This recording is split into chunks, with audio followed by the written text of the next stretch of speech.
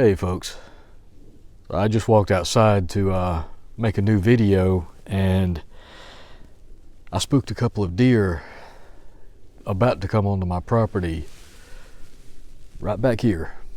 There were two of them that I saw. I stood out here for a couple of minutes actually watching them, and then they finally took off. Anyway, there's a couple of things I wanted to talk about in this video, and the first is that there's been some reported shelling at the Zaporizhia nuclear power plant in Ukraine. Now, there wasn't any direct damage to the facility itself from what I could gather.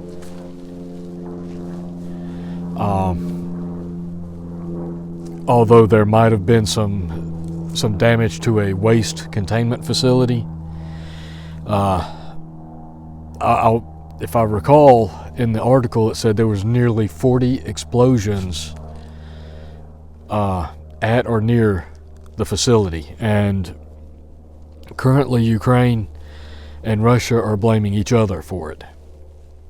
So no one's taking responsibility for it. And it's every time this happens, it puts everybody in that area at risk of a radiological event. I think at some point it's probably inevitable that there's going to be an accident at that facility. And again, with Russia blaming Ukraine, Ukraine's blaming Russia, so it's hard to say who is actually responsible, but this happened yesterday, or last night. So things continue to be chaotic over there, continue to trend towards a disaster and an open conflict between NATO and Russia, because if that plant goes up, it's my belief that if there's a disaster there, it's my belief that the international community, probably led by NATO, would go in that event, because any disaster there would have consequences for neighboring countries. So, I could be wrong about that. That's just my initial instinct, is that could be used as an excuse for NATO to go in. I don't think it will at this moment. Again, there wasn't any major damage reported, but the IAEA has requested a zone around the nuclear power plant to be a protection zone, and that's not going to happen. They're calling for intervention. They're calling for the shelling near or at the plant to be halted. I don't think that's going to happen, simply because the way things have been going, there's just no regard for general safety in that area. And when you've got a large conflict like this, things are going to happen. Bad things are going to happen. It's inevitable. And almost invariably, it's going to happen from both sides. If you look at any conflict throughout history, you're going to see that atrocities and things were committed by both sides of any conflict. That goes all the way back through history. And a lot of times it's done under the justification of, well, they did this, so we're going to do this. Or we have to get them back, or we have to make them pay. Whatever the justification, atrocities do tend to happen on both sides of a conflict. There's never one side that is completely clean, completely innocent. So it's my belief that there will be an event that happens at some point. I'm hoping there's not, but the odds of that are growing smaller and smaller the longer this draws out. The next thing I wanted to talk about is a clip from an interview with Janet Yellen that I saw, where they were discussing the diesel shortage in the U.S. And Janet Yellen had mentioned that the East Coast specifically was facing some shortages and some limited availability of diesel supplies. But what got my attention was that in the interview, or in the clip that I saw, she blamed that on reduced refining capacity in the United States because of the oil companies. But the reality is that there are 5 refineries in the U.S. right now that have been shut down. A lot of that is due to the fact that they need upgrades and investment to keep them going. But the investors and the owners of these refineries are reluctant to spend the money to upgrade the facilities because the Biden administration has made it clear that they want to shut down the oil and gas industry. There's, what company, and you can't really blame them, what company would want to invest in any business or plant if the government is saying, we've got to shut this down, we've got to switch to an alternative fuel, alternative energy source? So naturally, a company is not going to want to invest millions of dollars into a facility that could potentially be shut down. It's just stupid. So it's not necessarily the oil company's fault that these facilities are being shut down and not upgraded. It's a direct result of Biden's war on gas and oil.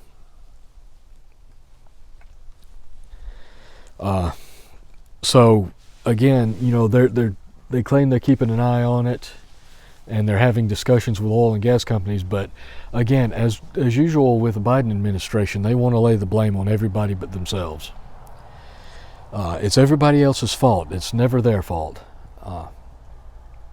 But if I owned 3 rental houses in my local county, and I had the county telling me I needed to do certain things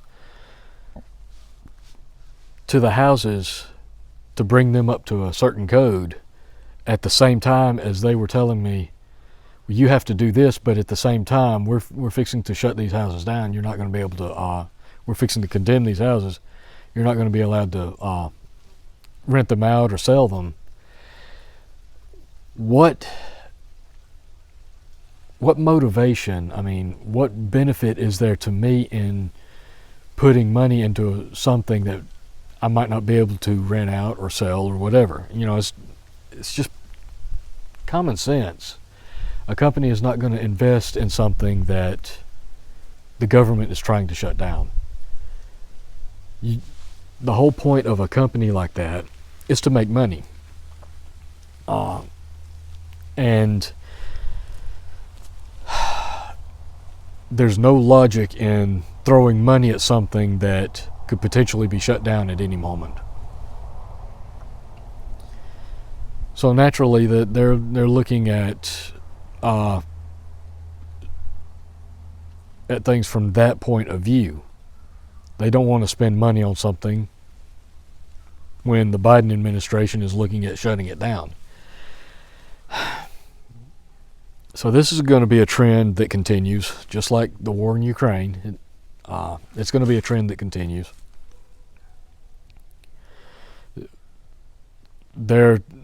In the clip they were talking about, they didn't expect the prices to go up, but anytime a politician tells you something, it's usually a pretty safe bet to expect the exact opposite. If they tell you they're going to reduce taxes, or they're going to reduce this or reduce that, you can pretty much expect that even if they do reduce it in that area, they're going to raise it in another area. They're not going to let go of that money because it just doesn't benefit them to do that. But what they do is they play it's a lot like magic. The art of illusion. You know, they'll do one thing with one hand and do the totally opposite with the other. It's misdirection. So if a politician tells you they're going to do something, it's pretty safe bet to say that they're doing the exact opposite. Particularly with this administration, where they're fond of saying they're doing this, they're doing that, when in reality that's exactly the opposite of what they've been doing. And then the responsibility they try to put off on other people, the blame, I should say, they try to put off on other people. So I don't foresee the diesel issue being resolved anytime soon. If anything, I believe that the price will probably continue to go up. I know it's pretty high right now, so it wouldn't surprise me if it does go up. The thing is, everything in this country moves on diesel, whether it's through large ships at ports, whether it's through trains, whether it's trucks hauling gasoline to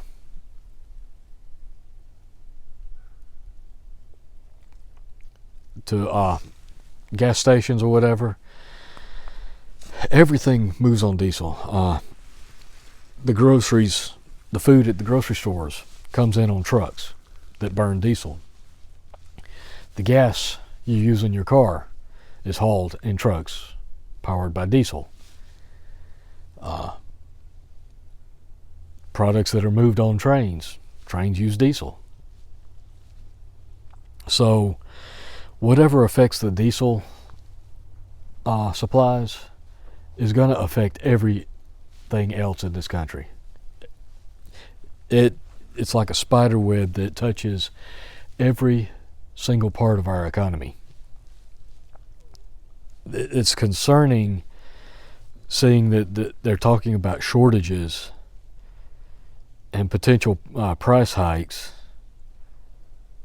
because of a reduced refining capacity.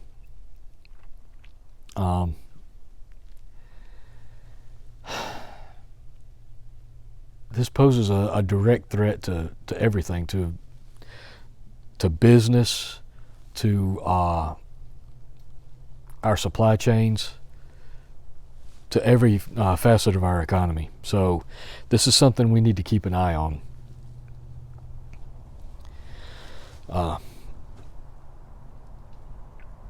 That's all I wanted to talk about. Is just some thoughts on my mind today. My mind's going 90 miles an hour today. I've got a lot on my mind, and that's one of the things that I wanted to talk about. I'm not going to go into a real long video today because I've got other things I've got to deal with on a personal level. So for now, that's all I've got. I appreciate you guys watching. I hope you found this useful, got some benefit out of it. I appreciate you guys watching. Like, share, subscribe if you haven't. And until next time, folks, just take care, stay safe, keep prepping. And until next time, I'll catch you later.